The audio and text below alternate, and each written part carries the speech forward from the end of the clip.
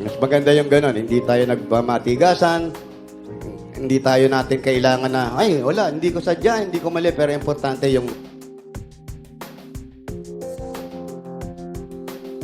Matapos ang naging public apology ni Wally Bayola ukol sa pagmumura nito ng live sa TV, ay naging usap-usapan ng mga naging pahayag ni Jose Manalo kanina sa EAT. Di umano kasi ay meron itong pinatatamaan. Ayon kasi kay Jose Manalo, ay tama ang ginawang pagpapakumbaba ni Wally Bayola at hindi nito hinayaan na hindi itama ang kanyang pagkakamali. Ayon pa kay Jose, mas maganda yung ganon. Hindi tayo nagmamatigasan. Hindi natin kailangan na ay wala, hindi ko sadya, hindi ko mali, pero ang importante, humingi tayo ng kapatawaran. Dahil nga sa tila hindi magandang tono at napiling salita ni Jose Manalo, ay kinutuba ng netizens na pinaparinggan nito si Uncabogable star Vice Ganda.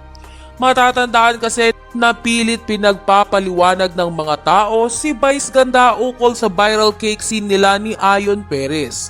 Ngunit hindi nga nag-public apology si Vice Ganda. Bagkus ay dinaan na lamang sa mga pagpaparinig ang nangyaring issue sa kanila.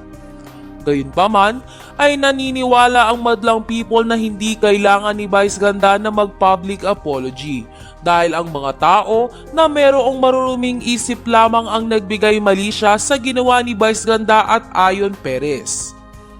Sa kabilang banda dahil sa pagmumura ni Wally Bayola sa EAT ay ipinatawag na ng MTRCB ang producers ng nasabing noontime show. Natuwa naman ang madlang people sa pagpapatawag ng MTRCB sa EAT. Anila ay napatunayan ng nasabing ahensya na hindi sila bias o merong pinapanigan. Samantala, wala pang tugon si Vice Ganda sa di umano parinig sa kanya ni Jose Manalo. Inaasahan naman ng netizens na bubueltahan ni Vice Ganda ang mga naging pahayag ni Jose Manalo. Dahil wala namang ibang sikat na personalidad ang tinukoy ni Jose Manalo na nagmamatigas sa paghingi ng tawad sa mga tao, kundi ang It's Showtime host na si Vice Ganda.